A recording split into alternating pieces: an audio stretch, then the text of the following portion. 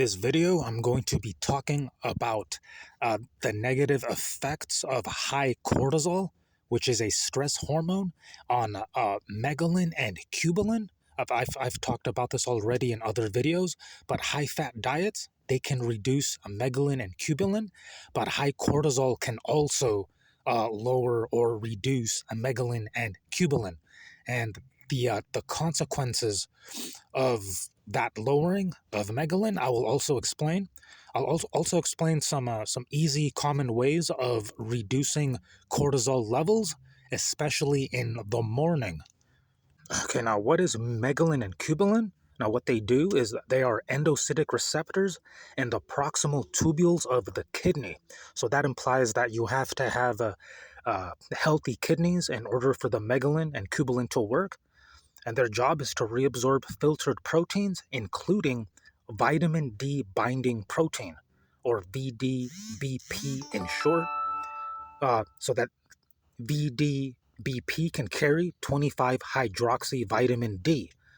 Also, retinol binding protein as well. Megalin Cubilin is responsible for that, which is for vitamin A, because without it, then there's vitamin A deficiency, and then the parietal cells cannot secrete intrinsic factor, and then vitamin B12 deficiency if there's no intrinsic factor.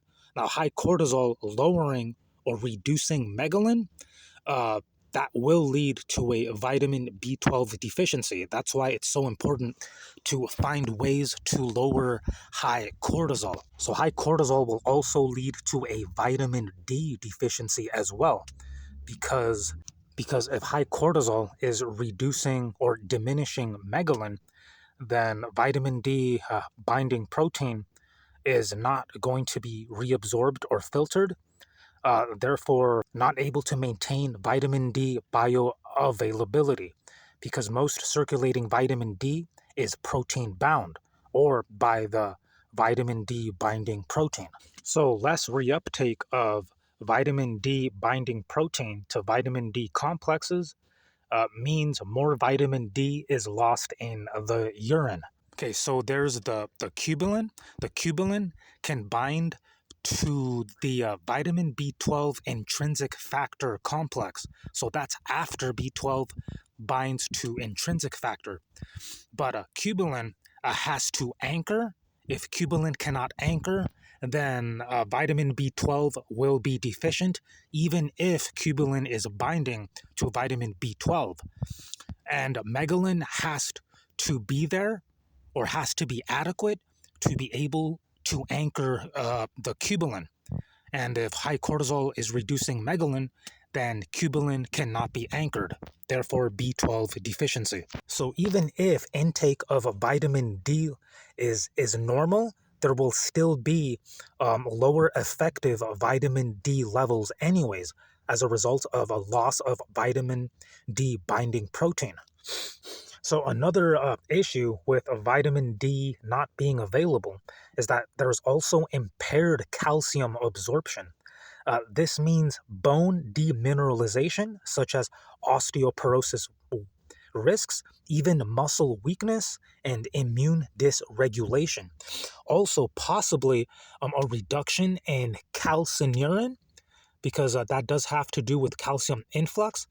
Calcineurin is involved in the process of reversing exhausted T cells, which is a long and difficult process.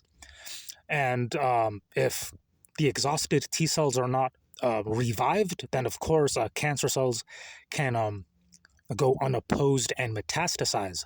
And to make Megalin and Cubilin dysfunction even worse, high cortisol can also promote proteinuria, which is protein loss in urine, and then altering proximal tubule function. Okay, so now I'll be talking about magnesium to lower cortisol levels. So what happens when magnesium is low? So that is actually increased cortisol levels.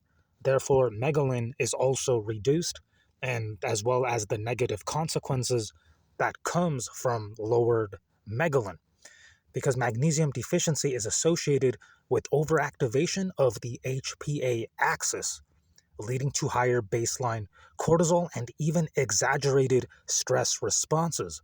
So low magnesium can also impair sleep, which further raises cortisol even more. So magnesium helps regulate neurotransmitters like GABA that suppress stress signaling. Without enough, your body stays in a stress-on state, which could possibly mean that Megalin never gets a chance to recover and never ever gets to anchor Cubilin, leading to vitamin B12 deficiency. A good way to ensure magnesium is absorbed or that it's actually being transported is by not lowering estrogen too much. Estrogen can be good because magnesium transporters are reliant on estrogen. So excessive testosterone could oppose estrogen and lower estrogen too much. Therefore, a magnesium deficiency, and then cortisol levels get too high, and then megalin becomes deficient. Another mineral that could raise cortisol, but not as much as magnesium deficiency, is potassium. So chronically low potassium may contribute to dysregulated adrenal hormone production. So managing stress or stress management is a great way to prevent magnesium loss because stress itself depletes magnesium. Also, magnesium-rich foods in the diet could be good too, such as leafy greens. Nuts and seeds have magnesium, but they also have phytic acid and phytates. They could actually bind and reduce magnesium bioavailability, leading to low magnesium levels. So maybe nuts and seeds might not be too good for magnesium. Dark chocolate also has magnesium, but dark chocolate has oxalates. So oxalates also bind to magnesium and reduce magnesium bioavailability. So possibly the best way to get magnesium is with a magnesium supplement. Of course, do not take the magnesium supplement with nuts and seeds or foods that have oxalates, such as dark chocolate, potatoes, potato chips. I think nuts and seeds also have oxalates as well. Spinach has oxalates too. Okay, so cortisol is high in the morning. It's highest in the morning, typically peaks about 30 to 45 minutes after waking up, and then gradually declines throughout the day and lowest at night. It's still a good idea to lower your cortisol in the morning. Now, there's Ceylon cinnamon, often called true cinnamon. Evidence is still emerging, but some compounds in cinnamon may help regulate stress responses, may even support cortisol balance by stabilizing blood sugar, important because glucose swings affect cortisol and also reducing inflammation. So that's it for the video. If you're interested in more future videos, make sure to like, comment, share, subscribe. Share these videos with your friends and family, and keep it locked in here on my channel, and I'll see you in the next video.